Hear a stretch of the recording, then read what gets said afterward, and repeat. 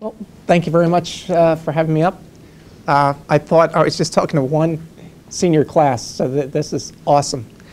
Great to be back. You know, why don't we start off with a prayer? You know, maybe we could say it in honor. Did most of you guys know Mike Honorado? Yes. Yeah. Hi, Mike was a good buddy of mine, and maybe we could just say a quick prayer in memory of Mike and in his spirit. In the name of the Father, Son, Holy Spirit, amen. Hail Mary, full of grace, the Lord is with thee. Blessed art thou among women, and blessed the fruit of thy womb, Jesus. Holy Mary, Mother of God, pray for us sinners, now at the hour of our death, amen. In the name of the Father, Son, and Holy Spirit, amen. You know, as Mrs. Omanya told you guys, I graduated from here in 1977 and had a good experience here. And then I came back and taught a lot of years later. And my story is this. I grew up in Manhasset, Long Island. Was a fun-loving kid, got in lots of trouble, played lots of sports as a kid. Here I played football, basketball, and lacrosse.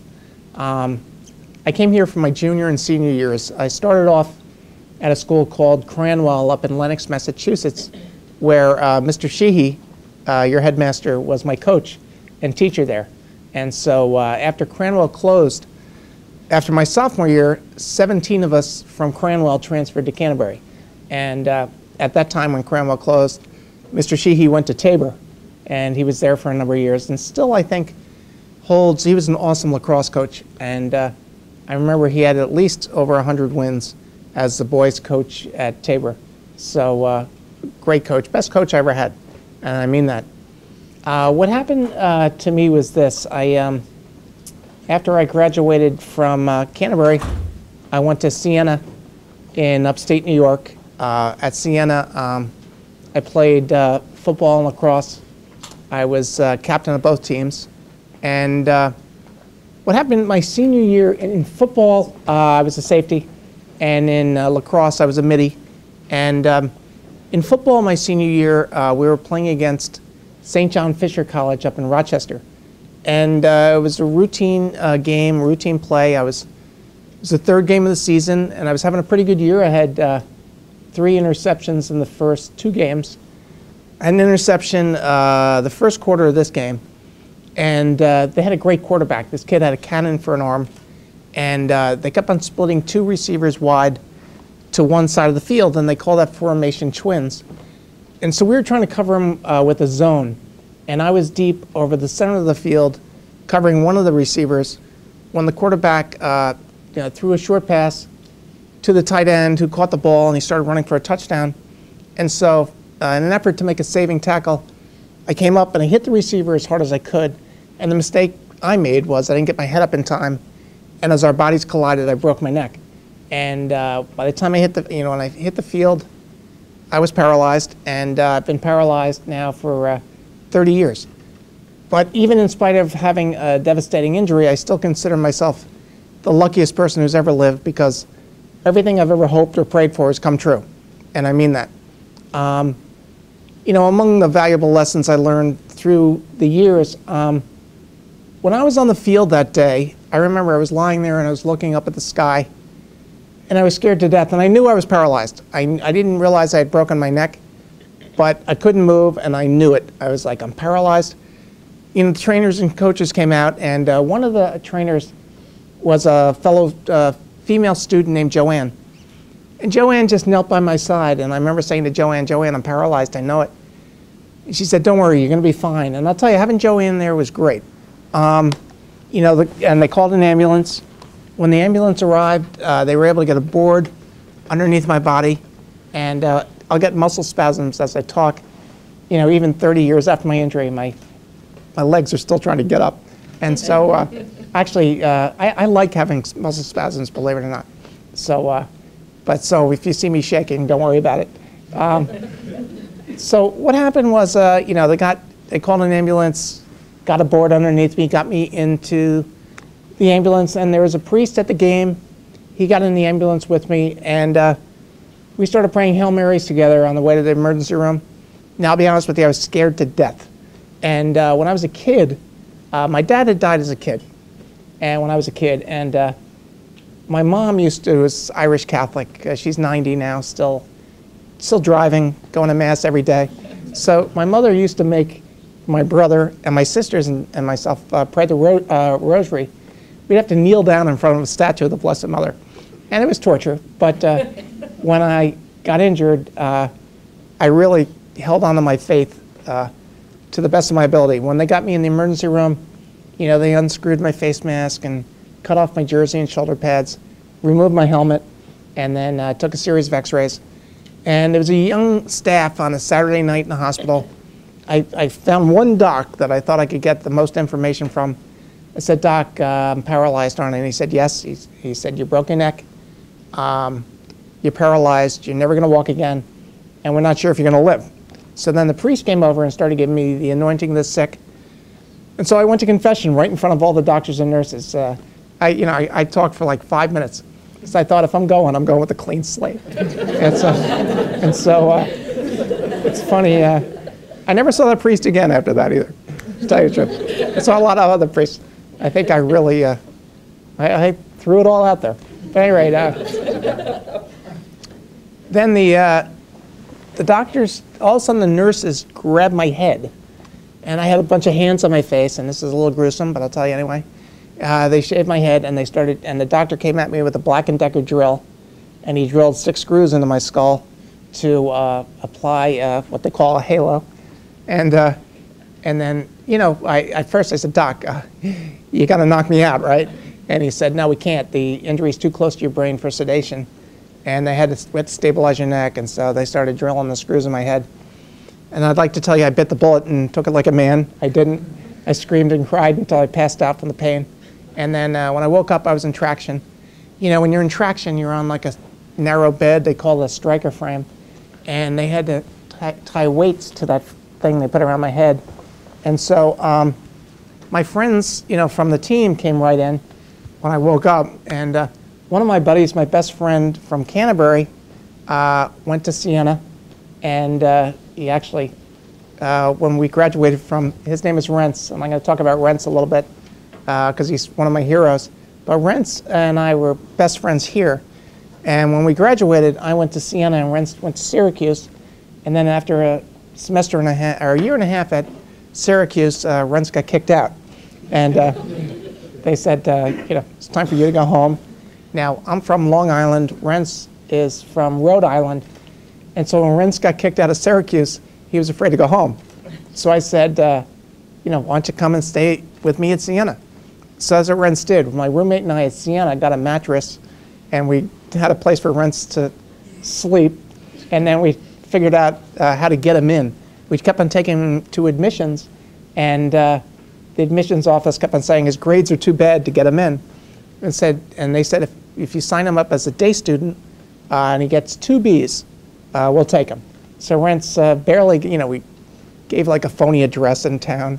You know, he stayed with me in my dorm room, and then took 2 classes. We got him in, and then when he came to Siena, he became the most popular kid on campus. Now, when we were here as students, you guys have a prom, right? All right. But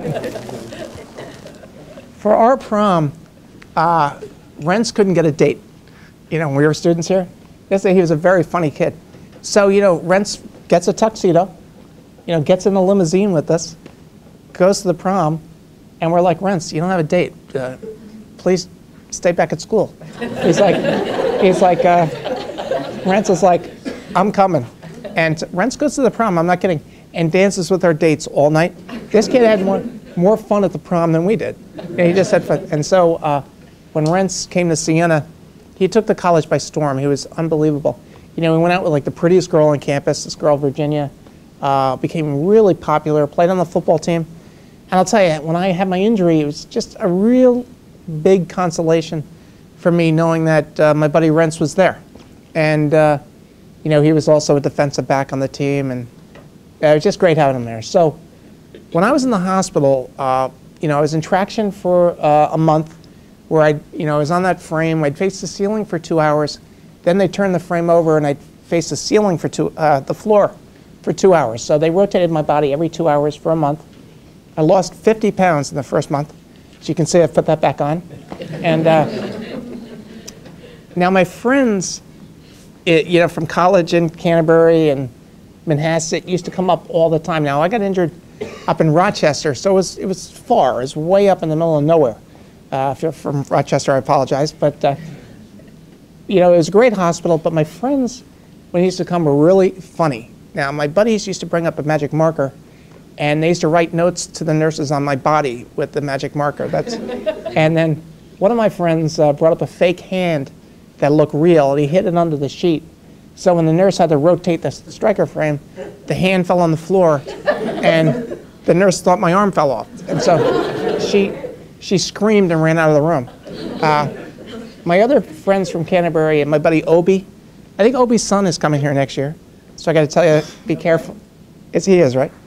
So no, yeah, but I'll be careful of what stories I tell you about Obi, because I don't want you to tell his kid that, oh no, you guys are all graduating, right? Yeah. It's fair game. So Obi was out of his mind. I mean, Obi used to come up and put on a hospital gown, and he would just ride around the hallways in a wheelchair, trying to pick up the nurses. Or as soon as I got out of traction, now I was, in that thing for a month. So, I'm lightheaded, I can barely sit in a chair. Obi, now this is the dead of winter now up in Rochester. It's cold as hell up there, lots of snow. Obi throws a ton of blankets on me. Now I still got that thing on my head. I'm like, I can barely move. Obi just puts blankets on me, wheels me right to a bar. And, he gets me, like he put a straw. I don't know where he found the straw. The straw was like 4 feet long. So I'm like drinking a beer out of this, like, long stuff. And so that was Obi. He was great. Obi, Obi wound up, at that time, we were seniors in college. Actually, Obi had been to a few different colleges by that point. Obi was up in Boston. And the thing about Obi was, he was great. He was captain of the hockey team here. And he went to a few different colleges. But the thing is, when we were students here, Obi was a great athlete, great guy, great friend, but he could not read or write, for the most part. I'm not kidding. And this is before they really knew what dyslexia was. And Obi was like really smart, had like a great sense of direction and good common sense. He's been hugely successful in business, but he went to a few different colleges. And we were here. None of us were rocket scientists, but we were like doing his papers and, trying to help him, and he got through. And I remember at graduation, I was sitting in between Obi and Rents. And, we all looked to see if our diplomas were signed. And Obi found out he had dyslexia, went to Curry College, where they, were able to figure out what kind of special help he needed. And he graduated, and he did very well. But when Obi, he lived up in Boston then, he made his whole apartment wheelchair accessible. He got like a shower wheelchair for me, got me braces, like, so I could stand up. I'm like, Obi, my injury's high. I'm a quadriplegic. And he goes and buys me these braces. I'm like, I can't get in those braces. He's like, you're going to do it, So my friends are just great. And so when I was in traction, and my hospital room turned into a locker room, basically, because there's so many guys hanging around. At night, I had time to pray. And one night while I was praying, I made a deal with God. I said, Lord, I know my life has not been perfect, because it wasn't. And I know that even if I didn't have this injury, my life was never going to be perfect anyway. And so if you'll give me the grace to live the rest of my life with a positive attitude, I'll say yes to whatever he asked me to do. So I surrendered. And then, so I started to just pray for the ability to say yes. Just say yes, say yes, say yes. And so while I was in traction, I kept on just thinking, all right, just keep on saying yes, keep on saying yes. And so, like when Obi threw the blankets on me and wheeled me to the bar, he probably wasn't going to give me a choice anyway, but I always just said yes. A nurse, when I first got in the chair, asked me to visit a newly injured patient down the hallway. And so right away, I just said yes, and she wheeled me to this young man's room, and we visited for a little while. And I felt great after the visit. I realized, saying yes would lead to new situations, but it would probably lead to some type of service. And so I thought, this is probably a good thing to do. After 3 months in Rochester, they flew me by an air ambulance to the Rusk Institute in Manhattan. At Rusk, they put me in a room with 3 other patients. There was Mike, same level of injury as me, completely paralyzed from like the chest down. You know, my biceps are normal. My hands are paralyzed. I don't have triceps, like the muscles you use to like straighten your arm.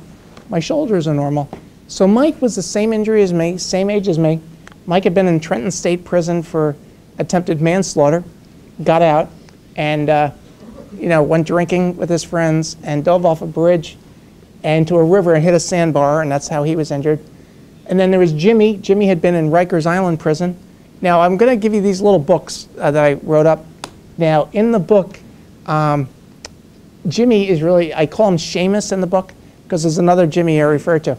But Jimmy was Seamus. At any rate, Jimmy had been in Rikers Island for stealing cars, got out, went to a party at his friend's house, climbed up on the roof of the house, and dove into the pool, hit the bottom, and became a quadriplegic. And then there was Isaac, who in the book, I changed his name to Jacob, because I didn't want him to sue me. And Jacob had been a lifeguard, and to impress a young lady, the previous summer had dove off the lifeguard stand, hit the bottom of the pool, and became a quadriplegic. Now, Isaac's injury was very high, so he had completely no arm movement. But if you had to be in the hospital, these are the guys you'd want to be with. They were just, Mike was crazy. You know, Mike would stab people. You know, we'd have to eat our meals with implements. They would, you know, put on clips on our hands. So we'd be sitting there in our chairs, and they'd swing little trays of food over our laps, and you know, you'd eat with this thing. If Mike didn't like what we were served, he would take the tray and just throw it over his head. And so, you know, you'd be eating, and like, you know, plate would go whizzing by. Or if he really didn't like someone, he would take a fork and stab that person. And then if he really didn't like somebody, he would bite someone. Now the thing was, now the biting was scary. I mean, like, if he would get a hold of somebody's arm, you know, I'm not kidding. Yeah, they would scream Bloody Mary. So you had to be careful. I'd be careful as I rolled by him. But he liked me, thank God. So we got along. And then Jimmy, you know, Jimmy was always trying to pick up the nurses. Jimmy had a whole group of friends from Queens that used to come and see him. His nickname was Goat. I don't know where they came up with that, and never asked.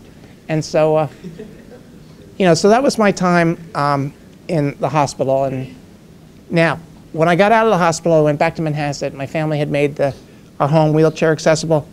And I had to decide about going back to college. And I didn't want to go back to my old college because I thought everyone was going to remember me the way I was before my injury. And now I had to go back in a wheelchair. And when I thought about going back, I thought, you know, I guess, you know, I was most afraid about going into the dining room, why I made that the significant area. But I thought, I'm going to roll in there, everyone's going to stop eating and turn and look. And so I didn't want to go back. But then Rents, you know, Rents had lost so many credits. When he came to Siena, Rents said, you know, I'll be your roommate. You know, I'll take care of everything. Just come back. And then my football and lacrosse coaches said, you know, if you come back, you can help coach those teams. And then my other buddies up there said, you know, if you come back, you will stay in the dorm and we'll take care of you. And so I said yes. And I'll tell you, I went back. I was in a manual wheelchair back then. And I'll tell you, every day for 9 months, Rents got me up, showered, dressed, wheeled me to class, you know, helped me go to the bathroom, helped me go to bed at night.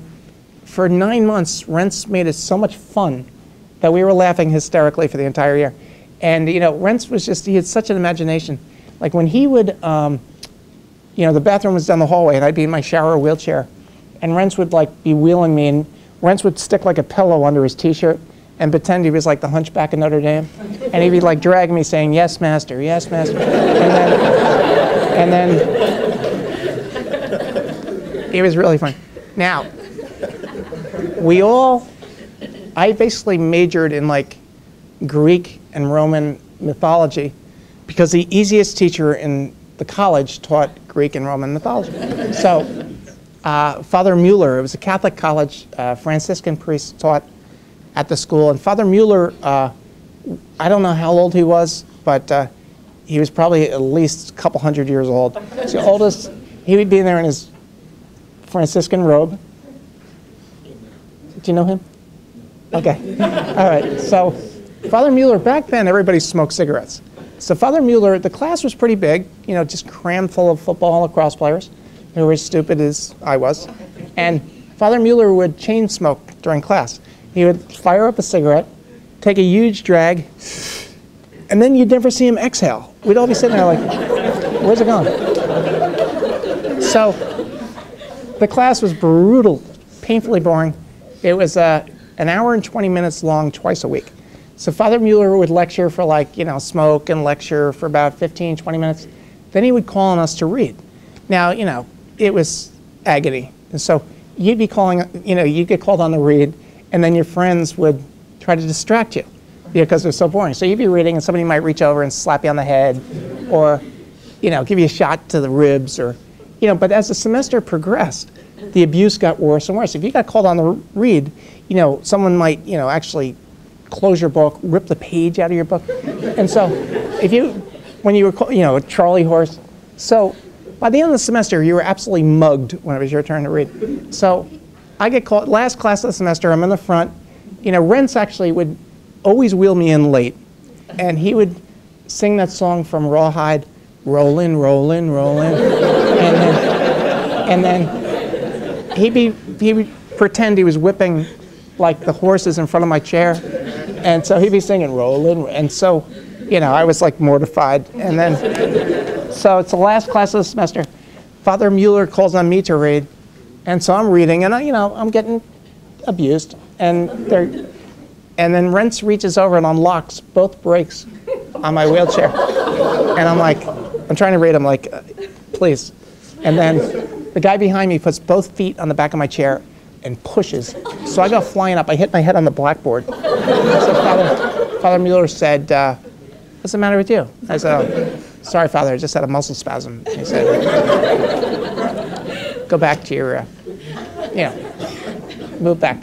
So I'll tell you, the year I went back to my college after my injury was my best year. The most fun, had a blast, my grades were decent, and all thanks to Rents. Rents made it so much fun.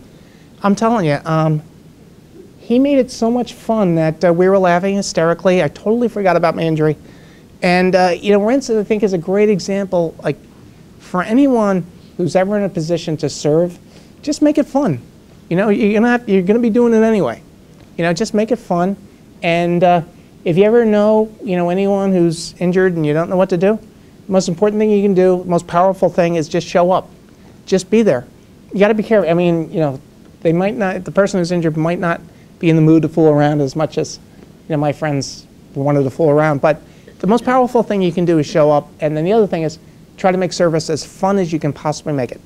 And a couple things. At the Last Supper, do you remember when Jesus washed the feet of the disciples? He taught us to be great in the kingdom of heaven. We have to serve. Well, the other thing Jesus said earlier on in the gospel was when he told the disciples he had to leave, he said, I'm going to go home to my Father. And the disciples said, please, Lord, don't leave us. And he said, don't worry, I'm going to go home and prepare a place for you, but I'm going to send my Spirit, and you'll do even greater works than I do. Now, even though I've read that a million times, I've always thought, how could anyone ever do greater works than Jesus? Well, I'll tell you, if you witness the way Rents made service so much fun, you know that the words of Jesus were true. So it's really an opportunity for all of us, no matter what, just to make service fun. And before I forget, Rents wound up marrying Virginia. He's got 6 kids, and guess where he works? This is true. Comedy Central. That's his job. And he's got, great kids. His 2 oldest are out of college, and then he's got 4 little ones. Rents got really sick. He's just indestructible, actually. He got really sick, got testicular cancer, and then got lymphoma. And they had to remove, parts of his body, had to take 7 tumors off of his spine. They had to open them up. And then after the tumors were removed, this is after he had, excuse me, he and Virginia had 2 kids. They said, if you live, you'll never have any more kids. And we got to blast you full of chemo and everything else because you've had 7 tumors on your spine. After they removed the 7 tumors, they found no trace of cancer after that. And they wound up having 4 more kids. So he's got 2 out of college and then these 4 little ones. So he can never retire. And so, what else now?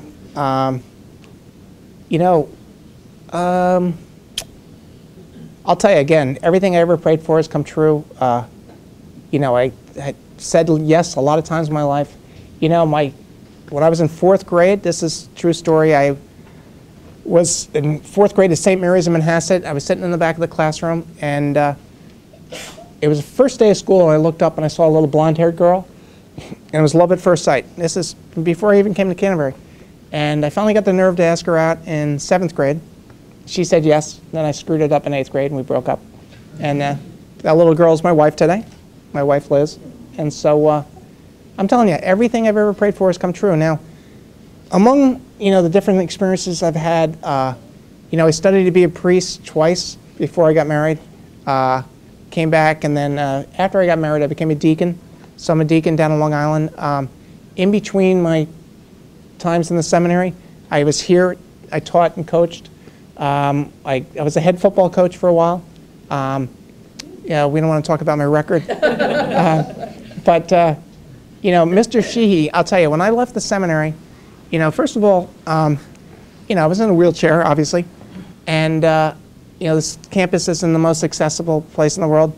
And Mr. Sheehy, who had been my coach at Cranwell, who was awesome, offered me a job here.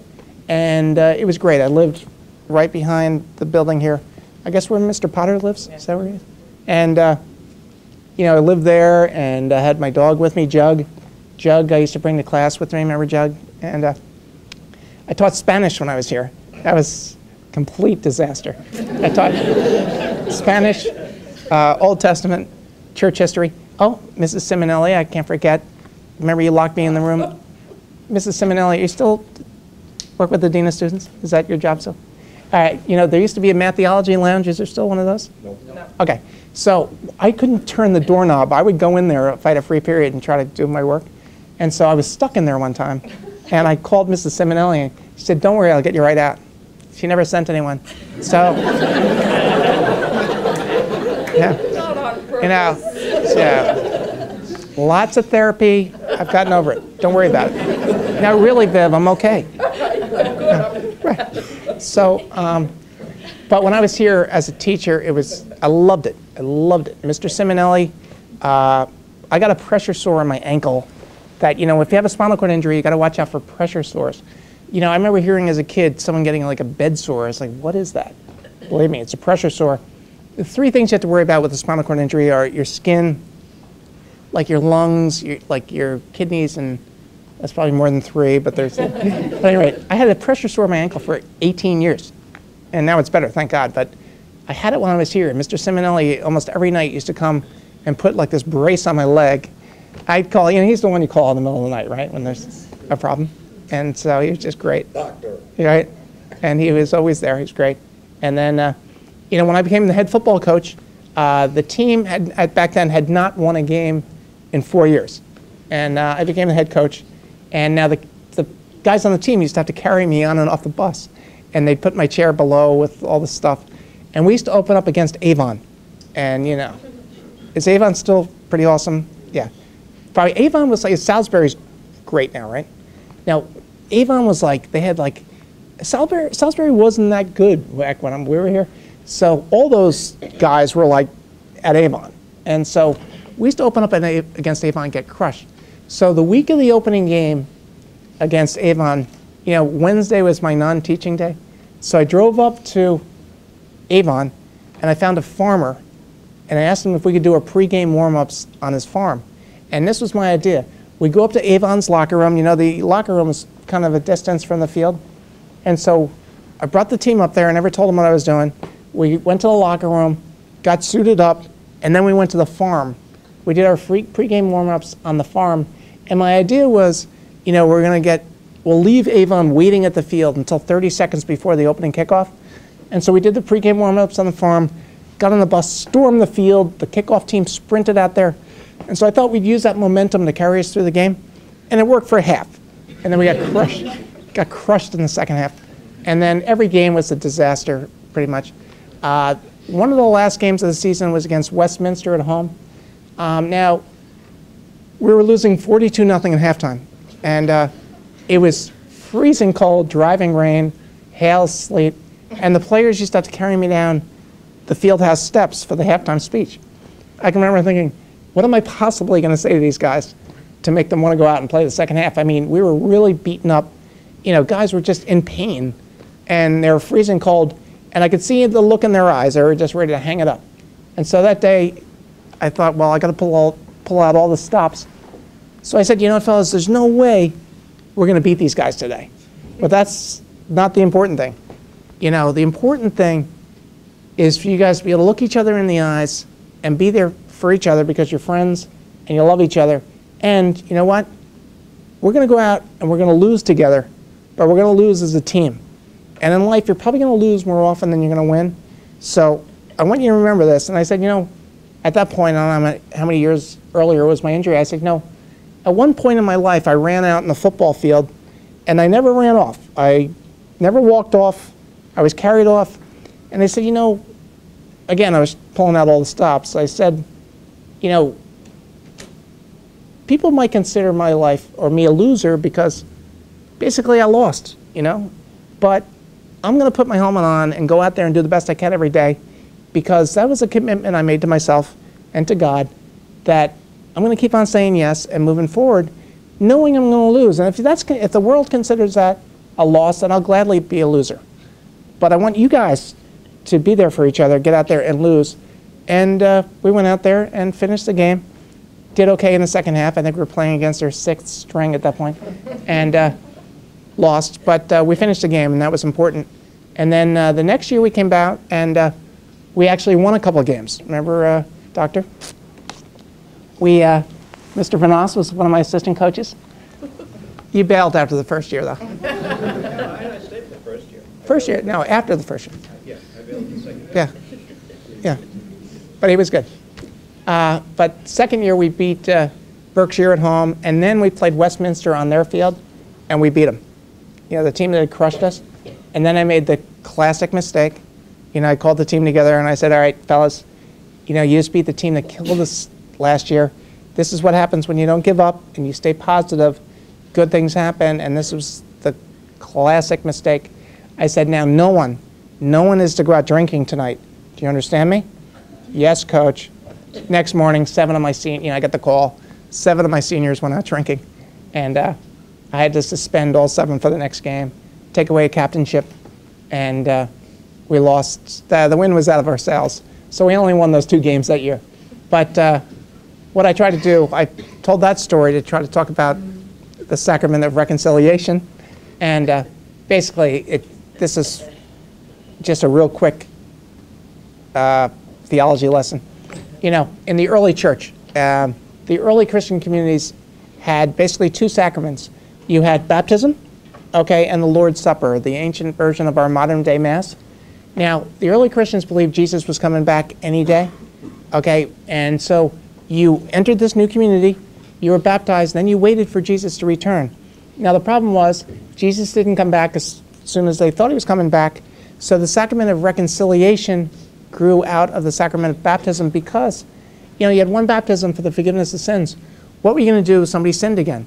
So the sacrament of reconciliation grew out of baptism, and it's an opportunity, and it exists for all of us, and probably hardly any of you guys go to confession or the sacrament anymore. But it's a good thing, and you should do it if you can. But it's an opportunity to be reconciled with the community. Now, I tell that story when I had to suspend my 7 seniors. With these good kids, they were great kids. They just made a mistake. But they had to be suspended to be able to come back and be in good standing again. And so and it's the same with us through the sacrament of reconciliation. It's a free gift to get everything out, done, and then we can move on. The other team I coached was boys JV basketball. I had the worst team in the history of high school basketball. I had 18 lunatics try out for the team.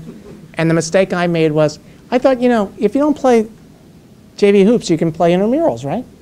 4 games a week, no Wednesday, halfway across New England, no weekends. Wouldn't you think 6 would step down? So I brought the team together and I said, fellas, I'm not cutting anyone, I promise, but I need 6 of you to step down. Let me see a show of hands. Not one hand went up. I said, fellas, please, I need 6 of you guys to quit. Nobody would quit. So I kept all 18. And we were absolutely horrible. We would play, I'd put we'd have 5 guys on the court. I'd have 13 on the bench. My bench looked like the Russian army. And we'd do the platoon system, 5 in, 5 out, 5 in, 5 out. And invariably, we'd be losing like 90 to 20. With 5 minutes left, I'd call timeout. I'd say, all right, fellas, if we keep them under 100 and we score 25, pizza in my apartment after the game. So they would go sprinting out there. Every now and then, we'd hit like 25 at the buzzer. We'd hold them to like 99. And my 18 lunatics would be running around the gym like they just won the NBA championship. So it was, the other team, I'm not kidding, would not make eye contact with us after the game. They were like, okay, nice game. And so, we went 0-20 that year. And I remember the worst was we were playing up at Westminster in a blizzard. Now I'm the worst. I drive a van with hand controls. And I'm the worst passenger on the planet Earth. And they used to have the Kelly bus company. Are they still? Now, I think the Kelly brothers, I think, were the owners and the drivers, and I think they had both had strokes. Yep. And so they'd show up in the bus with like the patch over the eye and the big shoe. And my players would carry me on the bus. Now I'm a lousy passenger as it is. And these guys, I remember going to Millbrook. Like you go through like the mountains to get there, and we were going over 100 miles an hour with one of these Kelly brothers driving the bus. So by the time we get to the games, I was like a basket case. I couldn't even talk. So the kids carry me on the bus for this Westminster game, and we get crushed. We lose like, 100 and something to like 9, And as we're going up there, it's starting to snow a little bit. And so, they carry me in, and we get crushed. I tried the timeout pizza thing, didn't work. And then we come out of the gym, and it's a full blizzard. So one of my players, Brendan Wahlberg, is wheeling me down the path, and we can't see a thing, and my wheels in the manual chair are cutting through the snow, and neither one of us noticed the curb going into the parking lot. So my front wheels go off the curb. I fall out of my chair. Now I'm laying with my face in the snow, and I'm thinking, it can't get any worse than this. I'm with these 18 lunatics. We're horrible. We just lost, by some kind of record score. And now I'm laying in the parking lot with my face in the snow. And one of my players, Alex Sweeney, I'll never forget it, comes running up to me and goes, Coach, I can't find my shoe. So I'm laying there and I'm thinking, I was like, oh my God. I said, I'm going to kill you. And then he wasn't kidding. He wanted me to help him find his shoe. I swear to God. That was a kid. Do you guys still have sit-down dinners? Yeah. Alex, I saw one night when he was a waiter at sit-down dinner, walked across the entire dining room with his eyes closed. The same kid, very strange kid. Is he still alive? Is he still alive? I don't know. Jesus. But a lot of good times here. And then, but I'll tell you, what happened was when I was here, that little blonde-haired girl I told you about, and I got engaged. And it was good for about a week. And then it fell apart. It was a disaster. My wife was working, and my wife now, so it has a happy ending. But my fiance at the time was working on Wall Street, and she had 2 little girls. She had been briefly married, got divorced, and had an annulment. She was down on Long Island with the kids, working on Wall Street. I was up here, teaching and coaching, and we got engaged, but our lifestyles were really different. And so we broke up, and then I always thought she was going to meet somebody else down on Wall Street, and I just didn't want to know about it. I thought, all right, we've broken up. She's going to meet somebody else. And then what happened was, while I was still here teaching, I was invited to a party on Long Island for a priest friend of mine. Went to the party, and the bishop asked me to come back. This true story. And then, so one thing led to another. I wound up, going back to the seminary. And I'll tell you, it's depressing as hell, because when I was here,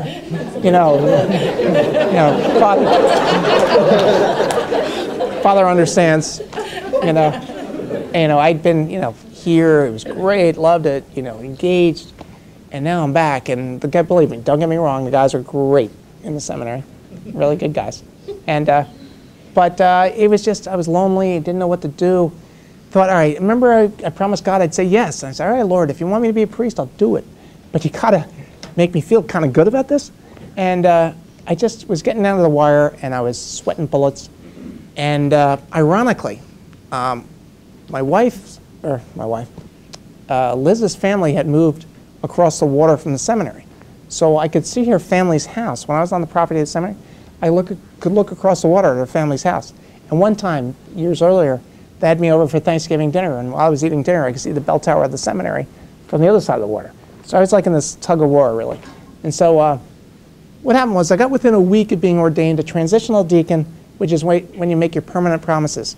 When you say, you know, you're never going to get married, and that's it. So I got within a week, and I was sweating bullets because I still didn't have any peace in my heart about the decision. And I was praying. I was at a shrine out on Long Island devoted to the little flower, St. Therese of Lisieux. And I was there one day, and I was praying a week before I was supposed to take my promises and be ordained. And then I really, honestly, I heard a voice in my heart say, go home. So I listened, and it was pouring rain. I drove my van to Manhasset, pulled in my mother's driveway, and just as I pulled in, Liz happened to be driving by at the exact same time. We hadn't seen each other or talked in 5 years. It was a long time. We got out in the pouring rain and hugged each other, and I realized I still loved her. And so then I prayed about it and went and met with the bishop. That was a little rough, but he was very gracious and said, I hope you're happy no matter what you decide to do. And then, to make a long story short, Liz got married, and I got married a year later. So, and now we've been married 13 years, and it's been great. But again, everything I've ever prayed for has come true. Now, how are we doing on time? 5 minutes? Okay, just a couple things. You guys are all seniors, right? Now, some of you guys, what's that? 2 minutes. All right. Some of you guys might be disappointed about where you're planning on going to college.